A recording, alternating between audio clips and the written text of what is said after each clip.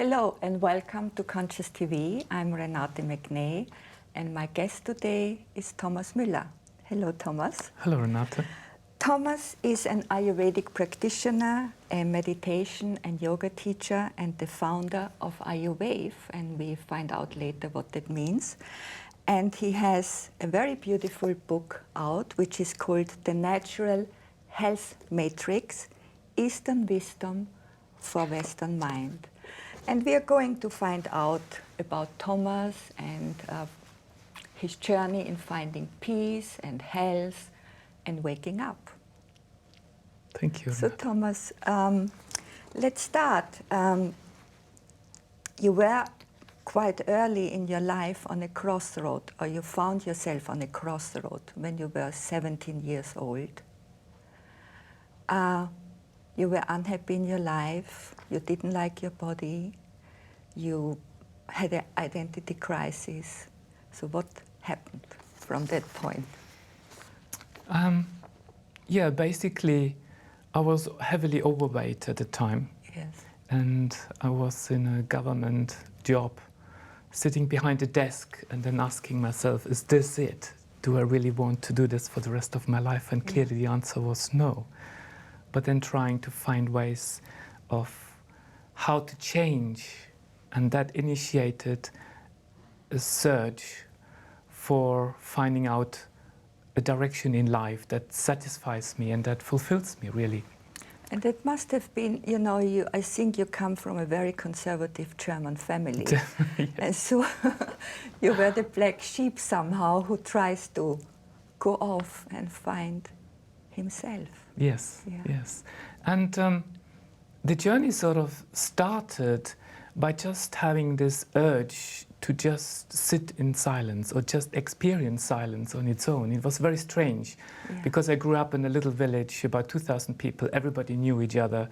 And it's very much like, okay, everybody does whatever is appropriate. And then for someone like me at the age of 17 to just withdraw basically in a very calm and quiet way, feeling like I need to go inwards, was quite unusual in a way.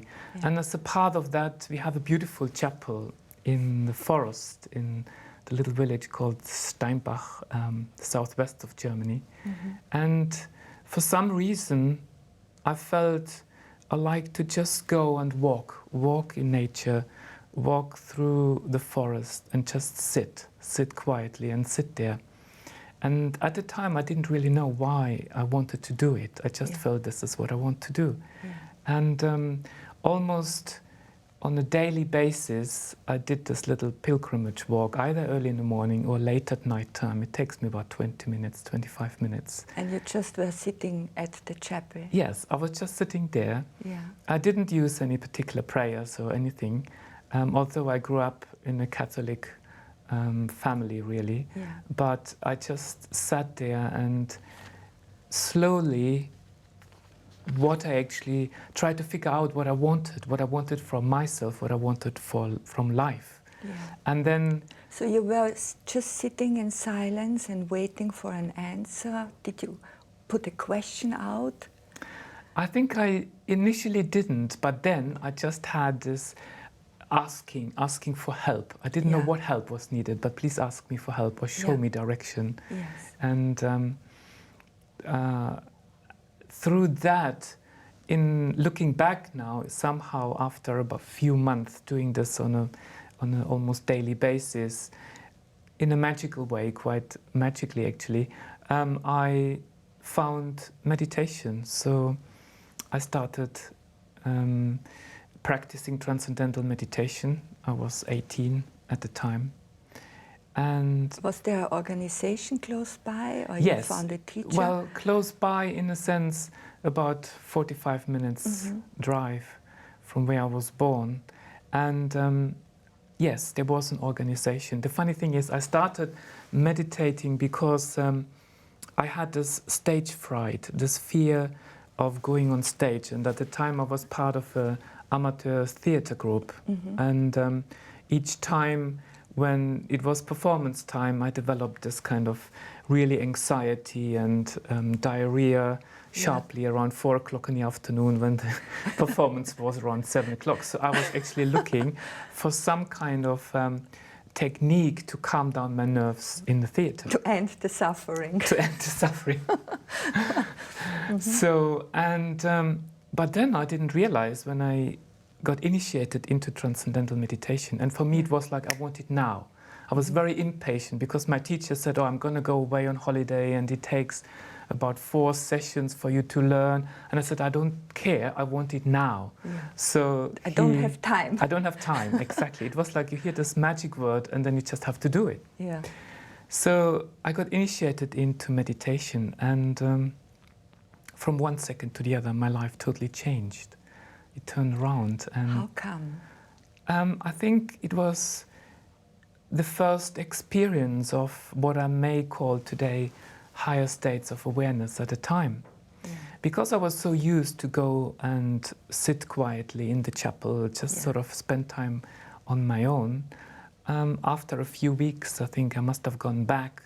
And I remember this afternoon, it was a kind of Saturday afternoon, I was sitting there, nobody was in the chapel. It's quite sort of remote and quiet. And I did my meditation, so I practiced my meditation. And I think it was for the first time that I had an outer body experience. In a sense, I realized I wasn't my body. Yes. And I could listen to the noise that silence made. And I think even now talking about it, it gives me some goosebumps. It's that experience that you know, but you can't really express what is actually happening. And that's, you know, that's the beautiful thing. If we have an experience of being, it's such a strong imprint. It's like it's always present. Yes. It never leaves us. Yes. Yeah. And it was more a kind of recognition rather than experiencing something new. It felt very familiar, let's put it that way. Yeah. And I think from that onwards, I really practiced on a regular basis my meditation twice a day, 20 minutes of transcendental meditation. And it was quite funny for my family because they didn't know what was going on at the time. Yes. All of a sudden I was sitting quietly in my room in front of a candle, closed my eyes twice a day, 20 minutes. And my brother had to walk through my room, so I sort of didn't really pay any attention. And then after some time they thought there's something wrong with Thomas. And they actually dragged me to a priest. After to an some exorcist. time. Yes, they thought they had to do something about it. You were possessed. Yeah. Yes, because I also started to change aspects of my life. I started to change my diet. Yeah. I lost weight drastically within a very short period of time. Now looking back, probably it wasn't the healthiest way of losing weight, but I actually did lose weight. Yeah. And stopped going out that much. I really enjoyed my time in the theatre group. And of course, after any performances, you go and have a couple of glasses of wine or beer at a time. Yeah. So what happened to your stage fright? Amazingly, it just reduced. It really reduced within a short period of time. Because I made it a point to just calm myself down, get into breathing, practiced my meditation. Of course, you're always nervous, but it was manageable, not before. Yes. So in your meditation, when you were initiated, what I know about the organization, they give you a mantra. Yes. Yeah. So you were meditating with a mantra. Yes. Yeah. So can you tell me a little bit how that works? What does the mantra do? The mantra, and specifically those mantras that are used within the TM organization or even within other spiritual groups, very often are so-called bija mantras. Yeah. Bija mantras are seed mantras. They are very short syllables. Yes. And they are in Sanskrit. Yes. So it's the sound, the vibration of the mantra that allows the mind to dive in. Can you say one? So our audience know how that would sound. For the most commonly known one is the mantra Om. That's right. Yes. Om is the most commonly one that is used. So by repeating it mentally, your mind naturally is drawn to that state of silence that draws you in. Yes. But then, of course, there are all the thoughts, the emotional stressors that we carry around that sort of stop us from what I like to call diving into the ocean of silence. Yes. So one of the ways when you keep practicing meditation is to learn how to deal with the thoughts and try to accept that actually thoughts are part of the meditation. So we don't need to stop thinking. Yes. But in the end, what counts is how do you feel after the meditation? Yeah. And then, interestingly, I developed, after a short period of time, some sensitivity towards alcohol. I just couldn't drink anything anymore. It wasn't because somebody told me to stop. It just happened naturally. And also, I really couldn't tolerate any meat. As part of my health journey at the time, I then found out that I had developed a protein allergy. So I became vegetarian, just purely because it was necessary for my health, not because of any religious or spiritual convictions. It seemed to be like a clearing process. Yes. Happening. It happened, yes. Yeah. Yeah. And then, of course, the next step was, so what am I going to do with my life? Because I knew I did not fit anymore as a government official sitting behind the counter and just greeting people, taking their money. And so let me just ask, what did the priest do with you? Oh, well, that's a good question. The priest was trying to convince me that I'm doing something totally against God, against nature, of course, against Christianity, and they wanted to do a particular ritual. And I said to him, my brother was there, and I think my mom was there as well. And I said to them, look, I don't think we are going to go anywhere because you can't convince me and I can't convince you that what I'm doing is the right thing to do. So we left it there. We didn't go and take it any further. I was quite strong and adamant that there was nothing wrong with me. I was just finding a way of being myself, really. Yes, yes. And how old were you then? I was probably 18 and a half. Wow. Yes. Okay. And of course, as a part of that process of getting in touch with yourself and the meditation, I realized that the environment, I wanted to change my environment. I wanted to move away from the quite sort of narrow-minded village atmosphere where everybody knew each other and where there's a lot of gossiping and talking going on. You never can be yourself. No, you can't. In that environment. At least I haven't had the strength to actually be myself. I think that was probably also in a subconscious way. I was trying to find a way of escaping the need to justify who I am at the time. So it happened that within a short period of time, I just found myself training as an Ayurvedic therapist and moving away from the village. And I remember it was quite sort of cheeky in a way. I felt so scared and anxious to tell my parents. Yeah. So I did let them know on a Friday night that I quit my job in a secure government official position, which was a big shock for my dad. And I said, I'm moving out tomorrow morning, which was Saturday. I will move to the Black Forest and I will start a new job as a therapist in one of the first clinics in Ayurveda in the Black Forest. It was the first clinic in Germany? It was, I think, the first or the second clinic in Germany, yes. This goes back 1988, 89. Yeah. And as a consequence of that, my family sort of struggled to speak to me for a whole year. Oh dear. And they were under the understanding that basically something is wrong and Thomas is lost in a world of its own. Yeah, you were brainwashed. Yes, definitely, definitely. So, and then when I worked as a therapist, I quickly was, the doors started to open up. And so you were trained within the TM organization as a therapist? Yes. And did you get to meet Maharishi? Yes, I did. I had the blessing and the pleasure really to spend some time with Maharishi, Mahesh, Yogi. And that's an experience which really sits with you for the rest of your life. Wow. I was actually invited to start teaching and training practitioners or therapists in the field of Ayurveda on behalf of the TM organization. Yeah. So I was traveling worldwide, and Maharishi has kept me on my toes. In a sense, one of the things that probably I really learned was flexibility.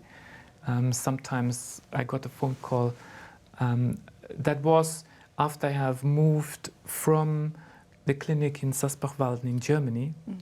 I was invited to join the team of teachers and practitioners in Holland. I think you were one of 4 teachers Yes. who were kind of teaching the rest of the world. Yes, within the TM organization. organization, yes. Thomas, if you just, if some of our audience don't know what Ayurveda is, can you just very short explain? I think it was Deepak Chopra who was the first person who brought Ayurveda into the West. That's right, yes. And it's growing to quite some big thing. And can you just tell us short what it is? Ayurveda is helping people to listen to who they are, is a way of living life in accordance with their own natural rhythms, trying to understand what is my natural rhythm, how to align it with the cycles and rhythms of nature. Yeah. Of course, if you use the actual translation of the word Ayu meaning life and Veda meaning knowledge, so the knowledge about life, but it's more than that. Yeah. It's really finding a way of living a health that's suitable to your own constitution, understanding who you are from a metabolic perspective, from a physiological perspective, on the level of the mind, and then aligning your own rhythms with the rhythms of nature. Yes, and it also includes the journey of our soul. It does. You know, it has meditation and finding out who you really are. And as far as I know, I always love Ayurveda. And I think it's about 4,000 years old, Ayurveda, and it comes from the Vedic. Yes, it comes from India, originated from India. Some say 2,000, some say 4, some say 5,000 years ago. Yeah. In fact, Ayurveda is as old as life exists on Earth. Right. And it originally has been, the way I see it, has been recognized by the ancient rishis and seers in the Indian subcontinent to help dealing with the urbanization that happened at the time. Mm-hmm. So more and more people communing from the mountains into the city, into the villages, and then out of that, the system of Ayurveda, in simple terms, developed. And it was seen and recognized on the level of consciousness. Yes. And consciousness, as you correctly pointed out, is a major, or plays a major part in health and well-being. Yes. So, okay, so let's go back. How was the ashram life? What did you do there the whole day? It was, looking back now, it was luxury living. Really? It sounds strange, but it was luxury living because I didn't need to worry about my breakfast. Did you live like a monk? I had my partner at the same time, so I didn't live like a monk. However, we had separate rooms. Yes. So I got up usually around 5:30 in the morning and then did my morning Ayurvedic routine, like an oil massage and oil gargling and oil swishing and everything that you read in the Ayurvedic textbooks, what you should do in the morning. Which keeps you fit. Balanced in your dosha. Yes, which keeps you mentally fit. Yeah. And then I think around 7 o'clock in the morning, we started our meditation program. Mm-hmm. But prior to that, I did some yoga practices, yoga asanas in my room, and then we got together and we did group meditation. So from 7 o'clock usually until 9:30, it was about meditating. And then after meditation, you just go upstairs and the breakfast is ready. Yeah. You have breakfast, and then I started teaching around 10:30. Yes. Had lunch was prepared. Yes. Had a little walk in the afternoon, some teaching in the afternoon, and then back again to meditation for about 2 hours, 2.5 hours. So in total, during those times that I spent in the ashram, it was about roughly around 4 hours a day, spending in silence. And then evening finished off usually with some lectures and some teaching again. And that was my life, really. Beautiful. Sounds great. It was. Did you experience some kind of change? Did your awareness widen? How was the silence? Did the silence grow? Was there any of those happening? Definitely. I think there is one aspect of the Vedas which says that knowledge is different in different states of consciousness. Yeah. And knowledge is not experienced on the level of the intellect, but it's experienced on the level of knowing. Yeah. And I think one of the major experiences that have happened during that time was that the knowledge of Ayurveda, I recognized it rather than learned it. So it was a recognition of what was already there. And Maharishi always beautifully said and used the analogy that the knowledge of life sits at the depth of the ocean. So it's in the silence that we tap into the knowledge. And from there we come out and understanding it without necessarily intellectually understanding. And from there also the answers are coming. Yes. Yes. Yes. Sometimes we try too hard to find the answers. Yes. But if we allow our mind to just settle down, it just happens. And you told me that then there was a client you had who gave you quite a bit of money to finish the Ayurveda training. Yes, I think... how did that happen? I think when you start to live in that kind of environment, any thoughts that you project out there because of the high vibration or because of the purity of the environment, those thoughts start to manifest in a much quicker way.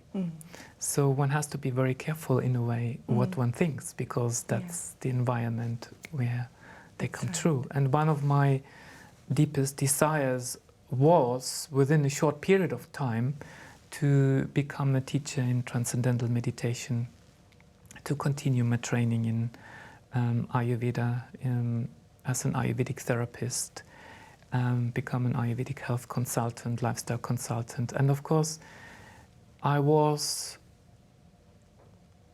part of the ashram, so it was basically serving the master. It was all about being there. And I was, like I said, 19, 20, a couple of years later.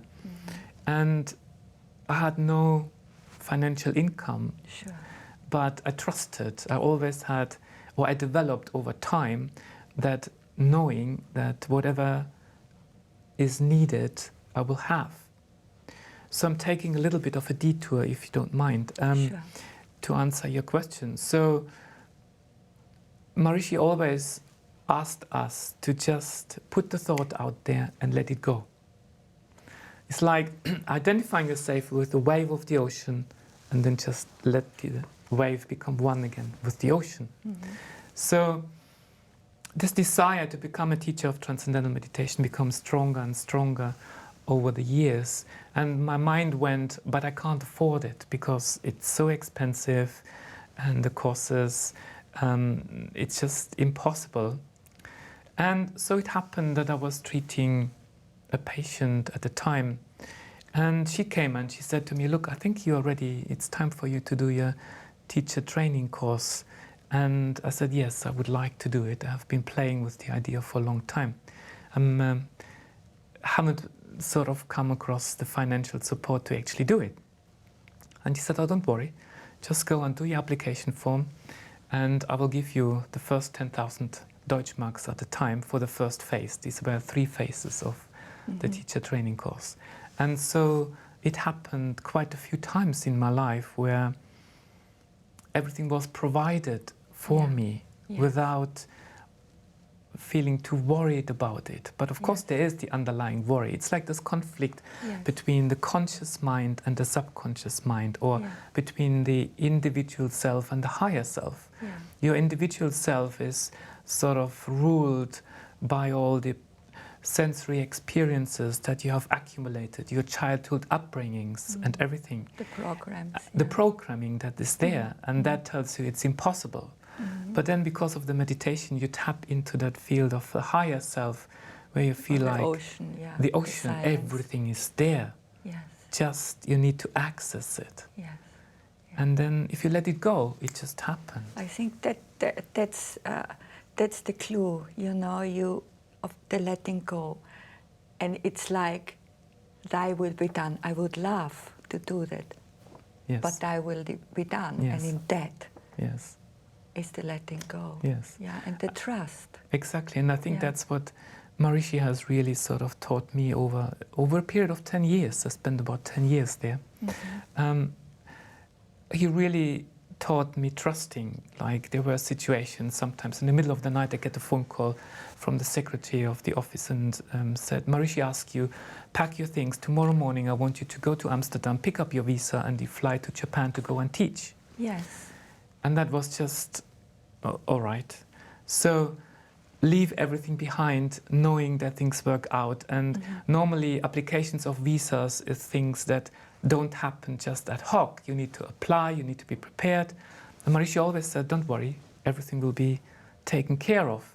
And then it's like, okay, you go with the flow, this is what is needed. You drive to Amsterdam, go to the office, and it was like everything was prepared. It was so easy. Got the visa, got on the flight, and I was gone. Teaching and flying around, and I had no money in my pocket. No credit card? No credit card. TM credit card? Yes.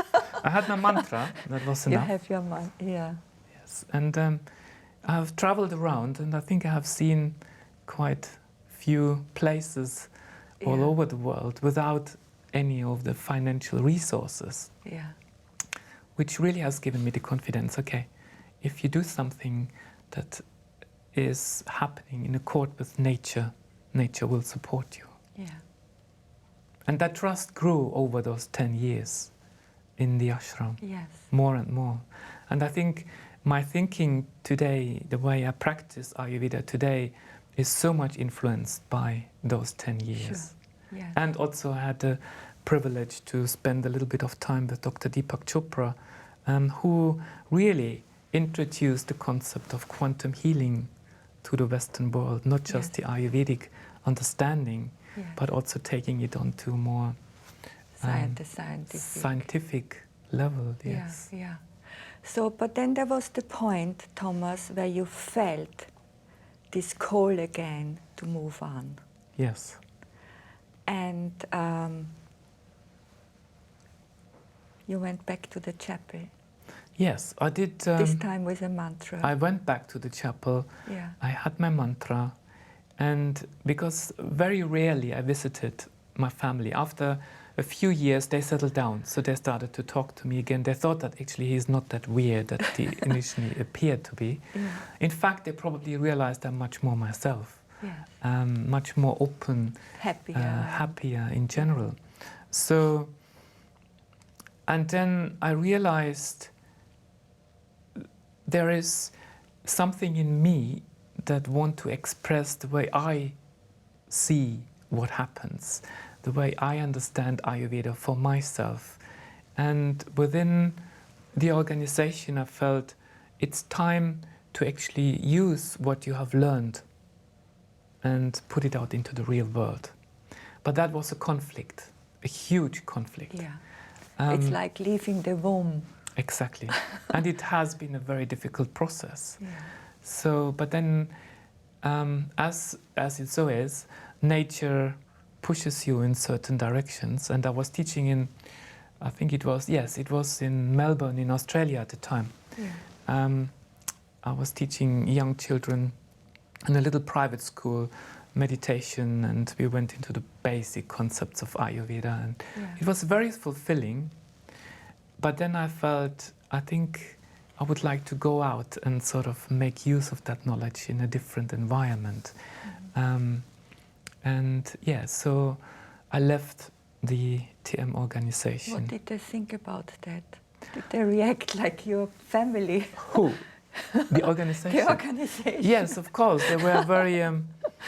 they tried to it. persuade me to stay. Yeah. And I was with... they persuaded me to stay because they quite liked me. I really sort of embraced the knowledge of Maharishi within a short period of time, and I was sort of... It was very hard to leave. But then you had to just cut the wings at some stage. But I knew in my heart, and this is where the self-reflective process comes back in. There are all the exterior factors that sort of make you feel guilty or make you sort of question, not so much make you feel guilty, but they challenge you. Okay, why do you do this? What is the intention behind it? Yeah. How can you live without money? Exactly. Yeah. Yes, that was the other thing. There was nothing really there. Didn't have any money. No, I remember when I finally left, I had 800 Deutschmarks at the time. And I decided to leave the TM organization. And there was a sponsor in New Zealand who said to me, I'm going to sponsor you in the country. You can stay here and I will organize everything. So I left back to Europe.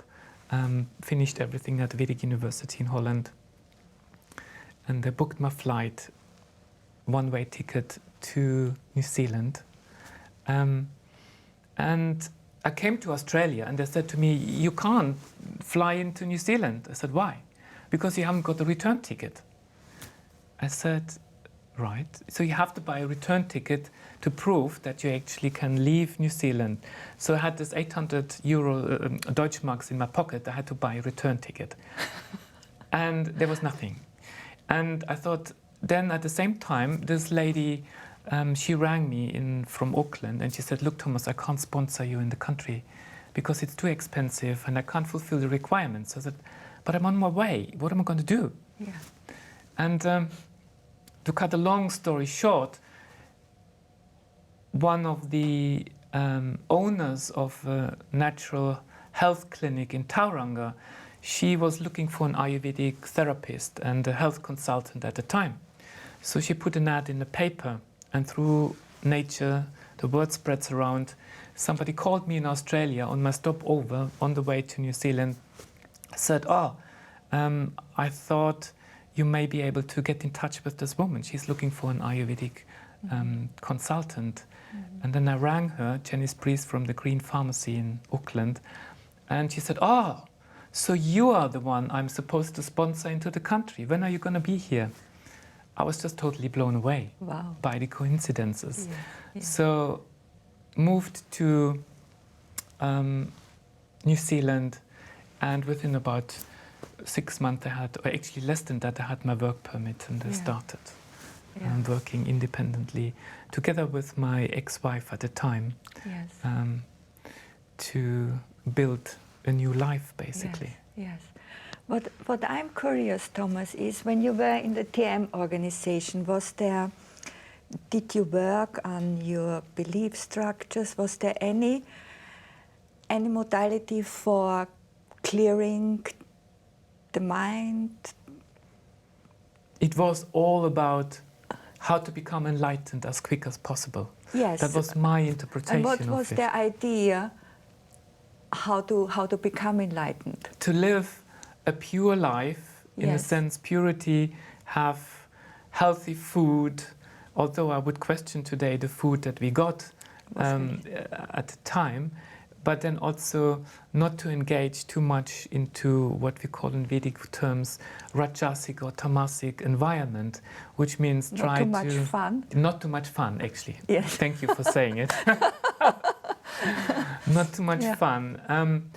And I remember there were times where I even felt guilty to go out and watch a movie. So I stopped all of that. I went into total extreme because I thought I would become enlightened quite quickly by doing that. By suppressing the fun. By suppressing the fun. Yeah. How interesting. Yeah. Yes. So, there was something I wanted you to tell our audience, which I found so extraordinary interesting, that you went to Japan on a teaching trip. Yes. Yes. You pick it up from yes. there. You know what I mean. As part of my teaching duties within the Vedic University, I think it was my second or third trip to Japan. And they had built a purpose-built university campus in the mountains about 3 hours north of Tokyo. Yeah. And that was built according to the principles of Vastu, the ancient concept of Vedic architecture, again building in alignment with the cycles and rhythms of nature, aligning the entrance door to east so the rays of the sun could enter at the very beginning of the morning, and then having your bedrooms and teaching rooms in a particular place. So that place was built according to those principles. And we arrived, there was a long drive up through the hills and the mountains, and then you arrive there, and then you get out of the car and you see this one-story wooden palace opening, just standing there. And it was very overwhelming. It was very overwhelming. Just the sheer perfection of the building, the radiation, it radiated so much of peace and silence that I was quite sort of taken away by it. That was at the beginning when Maharishi started to revive the ancient knowledge of Vastu, or at least when I came to know about the Vastu concept. Like Feng Shui. Yes. Yes. So, and then entered this place, and all you could hear was silence. It was quite. How does silence sound? It can be quite noisy, actually. Serious, it can be very noisy. It was. But how then do you know it is the true silence you hear? Because, again, that knowing doesn't come from the level of the intellect. You feel at home. Yes. You feel connected. Yes. You feel constantly plugged in. Yes. You feel that in who you are. In who you are. Yes. In that state of, yes, I have arrived. This is who I am. And I think because when you, especially at the time, I was traveling a lot. I think it was a couple of days before I was in America, and then I had a stopover in Holland again, and then I flew to Japan. So there was a lot of rush and change, and it was a very hectic life. So I got there, and then all of a sudden I felt every cell in my body started to realign and shuffle around. It's like, what reminds me is the picture of the Matrix movie, where you've got the figures that sort of just realign itself. And I developed this severe headaches for the first 2 to 3 days. I couldn't sleep at all. And then I was talking about it because I needed to teach. So I said that I'm struggling, I've got a headache, and they said it's normal. So just settle in, do your meditation, you will be fine after a couple of days. And so it was. I just hardly had any sleep. I was maybe sleeping 3-4 hours, maybe 4 hours a night. And I felt totally awake, totally fresh. I had the deepest experiences again in meditation. And on a more subtler level, I felt the order that is created on a deep level of my body, of my physiology, not just on my mind, but physiologically. I felt there are some changes that actually happen. Yeah. I didn't use any physical measures to sort of find out what was going on. Yeah. But just subjectively, this is what basically happened. And everything just feels right and okay. Yes, and things fall into place. And what was astonishing for me, Because when I read about Vedic architecture before, it says, oh, it's a perfect state, a perfect home, and nature will protect the place. And there was a situation where there were heavy rainfalls in the bushes in Japan, and there was a river next to the building, or close or nearby to the building, and this river was gradually rising. And one of the dangers was that the river would flood, and then would flood the whole area. And one night, the siren went on, and we were asked to be prepared to evacuate the building. So we had to put all our luggage on top of the cupboards and just pack our basics and ready to basically leave the place. And nobody could sleep that night, of course. And it so happened that the water, like a miracle, stopped in front of the doorstep of the building. And it didn't flood the building. You could see it coming through the air conditioning system. Even in the rooms, they had a particular way of how they naturally aired the room and the space, and it didn't flood the building. So we left the building in the morning just to look the damage that it has created. The river actually went over its banks, and it was devastating. The picture of cars being flushed away and mud everywhere and little huts. So that was when I really thought, my God, this is how powerful nature can be, but also how protected one can be if you surround yourself with the understanding of, okay, a building basically can support you. Building with nature and the elements, which we completely lost. Absolutely. I know my grandparents and great-grandparents, the way the farmhouses were built, they were all built in alignment with the sun, with the moon. And actually my son in Vienna built a house a few years ago with alignment of the sun. And it's fascinating how it works. You wake up in a total different way. Your spirits are lifted. And one of the concepts of Vedic architecture is to have in a building a center which is called the Pramastan. So that's sort of a sacred place where it is linked to the universe. In a way, you have got an open ceiling, ideally light that comes from the sky and falls into the building and then distributes. It's like the sacred place. And it's amazing when you're able to actually experience that. And imagine you have got the luxury of living in a place like this.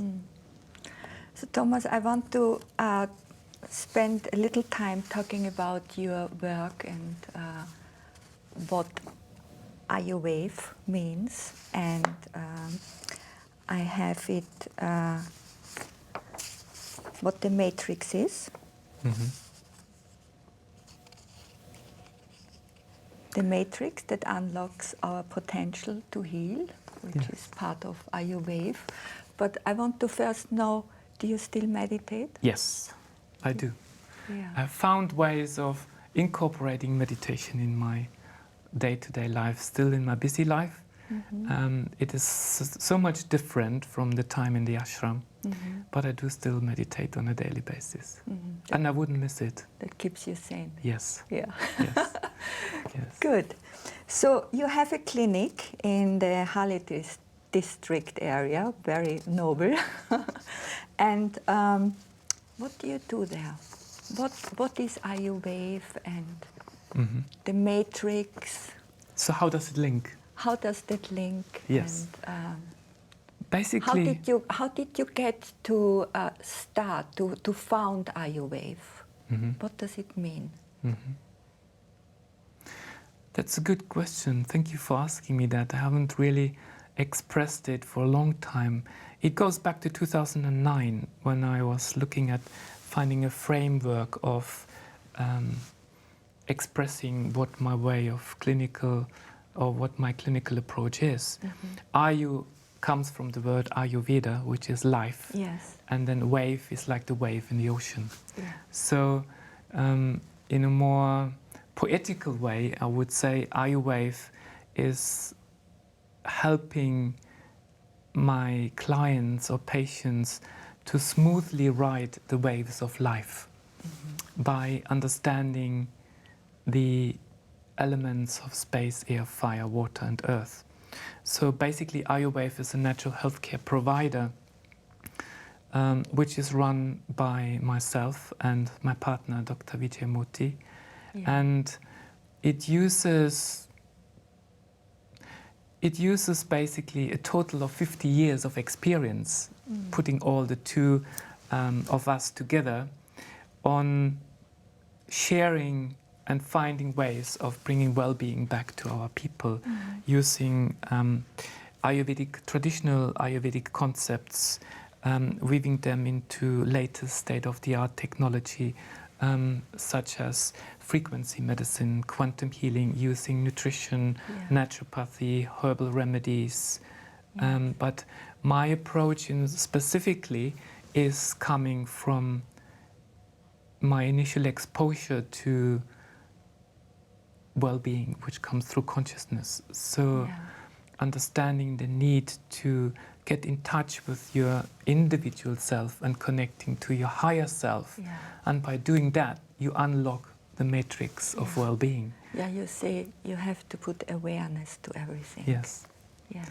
And sometimes it starts very simple. Just become aware of how certain foods make you feel.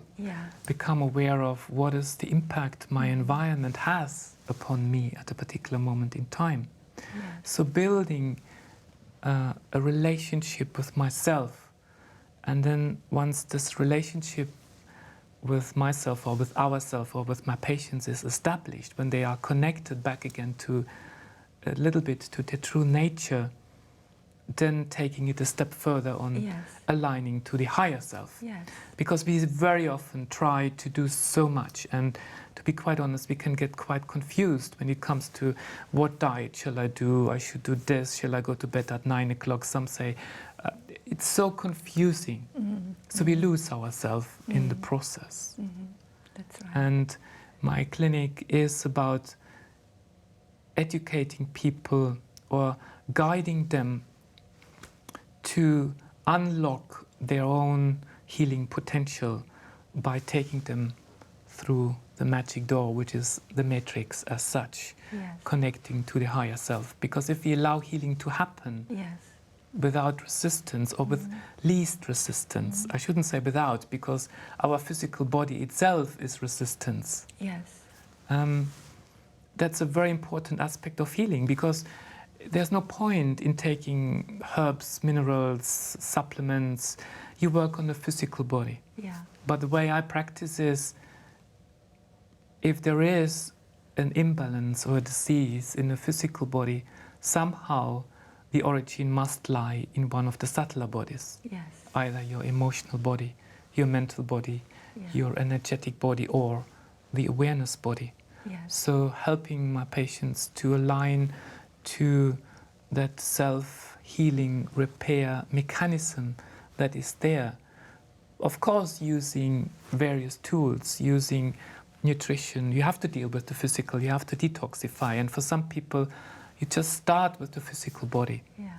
But then other people, I may start just addressing the energetic body by using frequency medicine, trying to, or aiming to increase the body's own healing vibration through modern technology. So one of the procedures I use is gem frequency therapy. You know, I had, a few months ago, I interviewed somebody here, and he said, he talked about the body, in particular our nervous system, which plays a huge part in our waking up. And he said, enlightened is the one whose nervous system cannot anymore be thrown through emotional imbalances. Yes.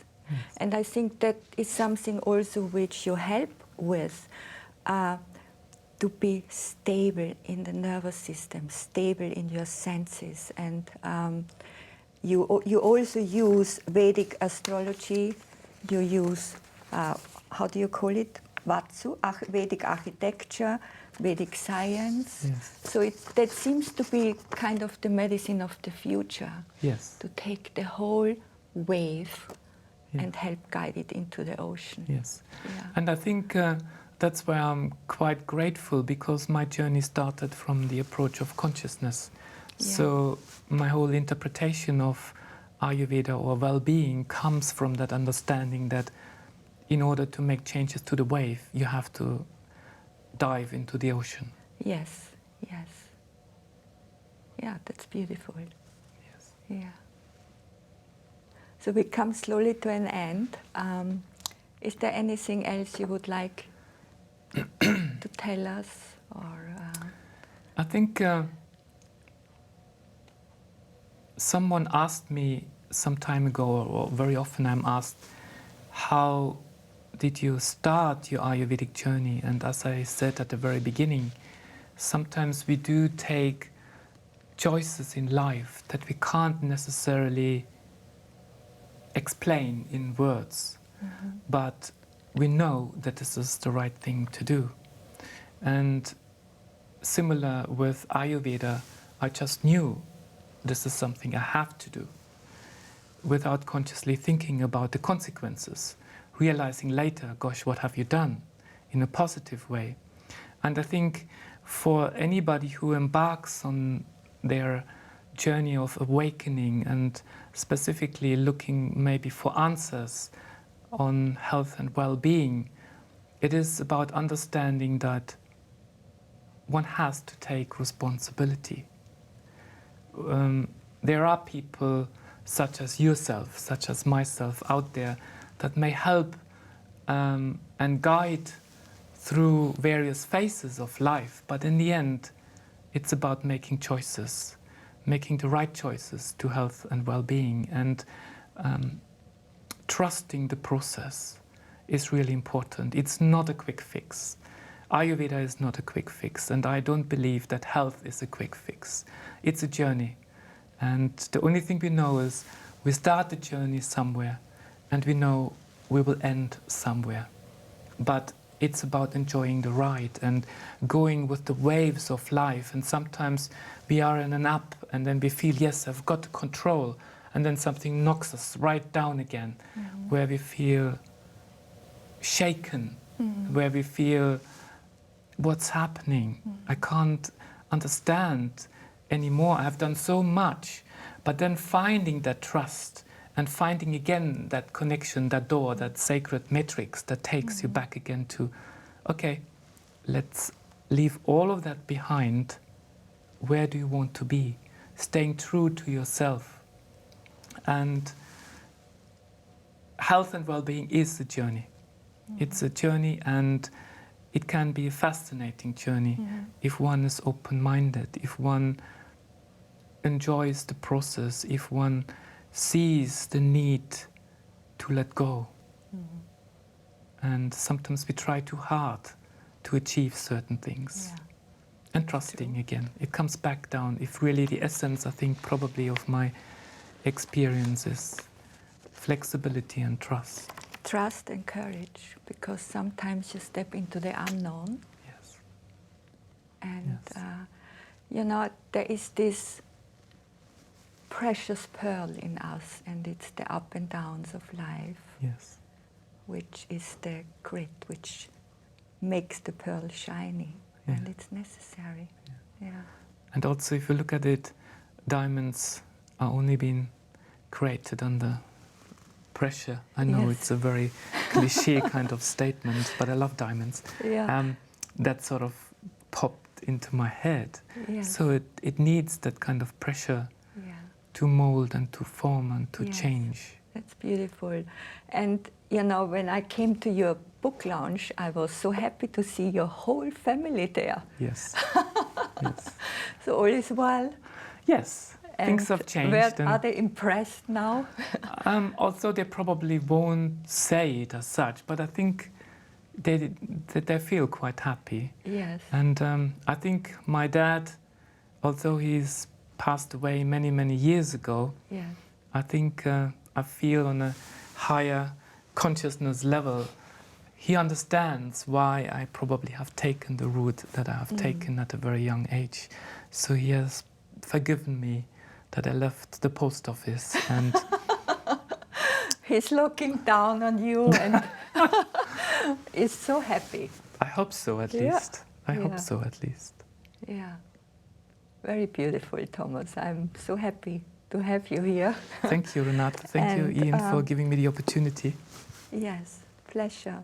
Let me show your book again. It's the Natural Health Matrix, Eastern Wisdom for Western Minds. It's a very beautiful book. I read it. And thank you for coming, Thomas. Thank you, Renate. And all the best for your journey. And thank you for watching Conscious TV. And I see you again soon. Bye-bye.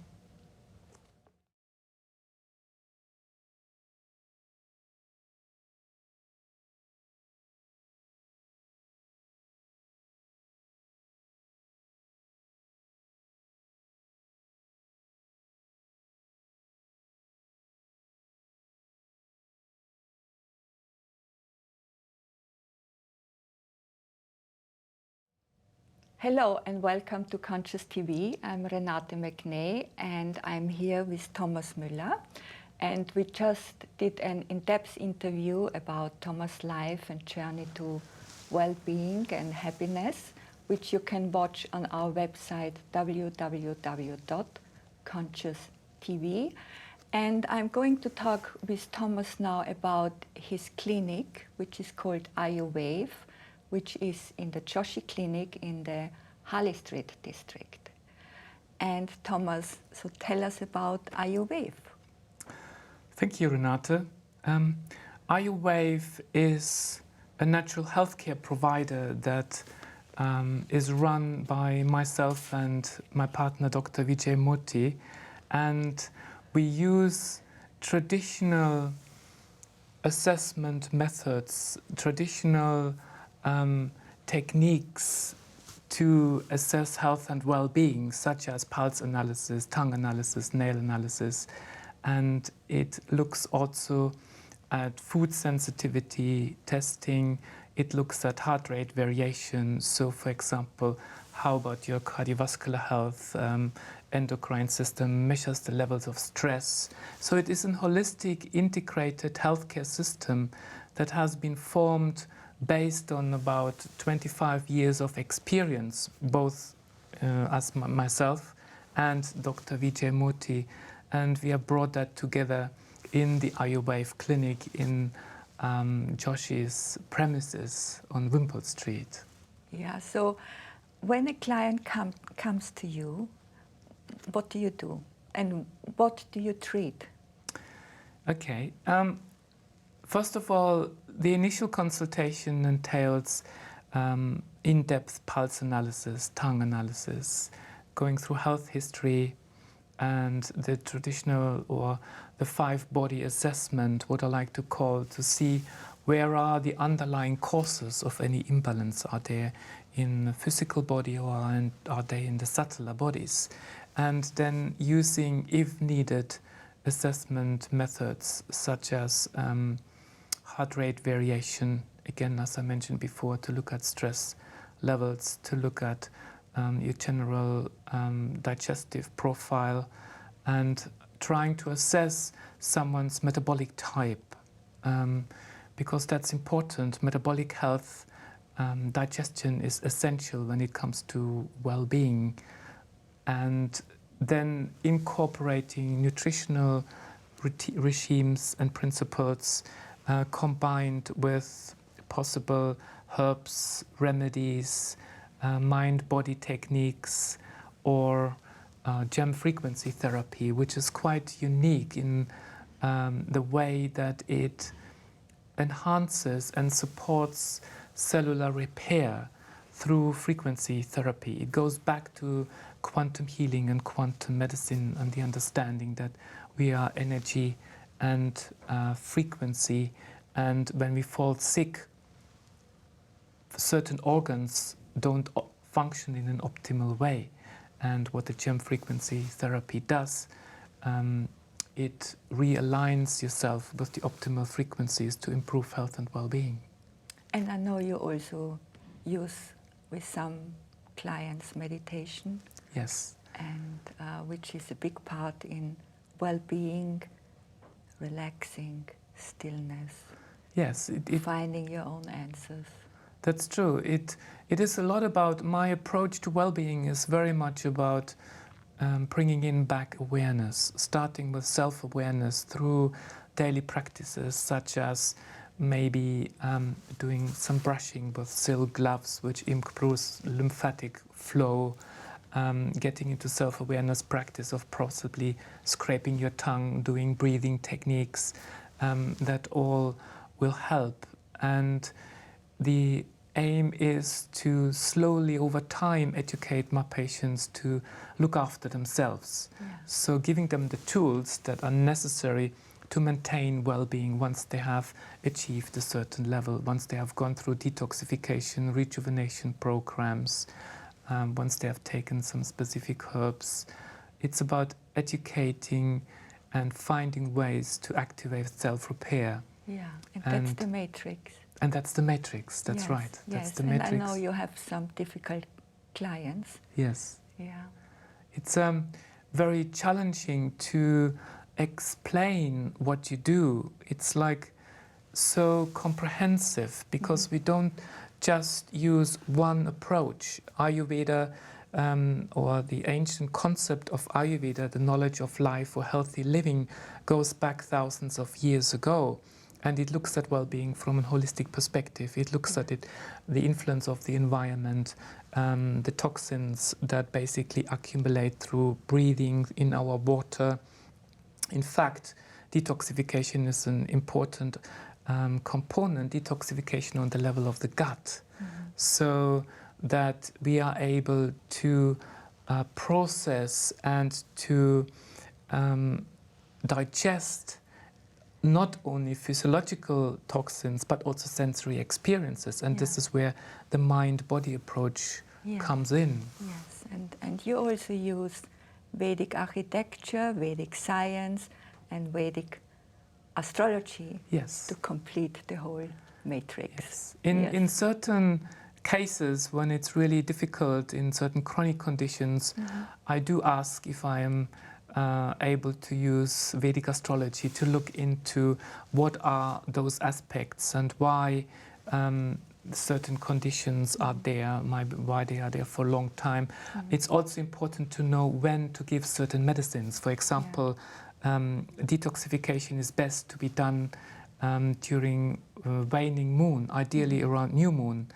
It will support the cleansing process. So all those ancient concepts of Ayurveda are woven into modern day technology, into modern science, using blood tests and blood analysis to combine the ancient wisdom of Ayurveda for the Western mindset.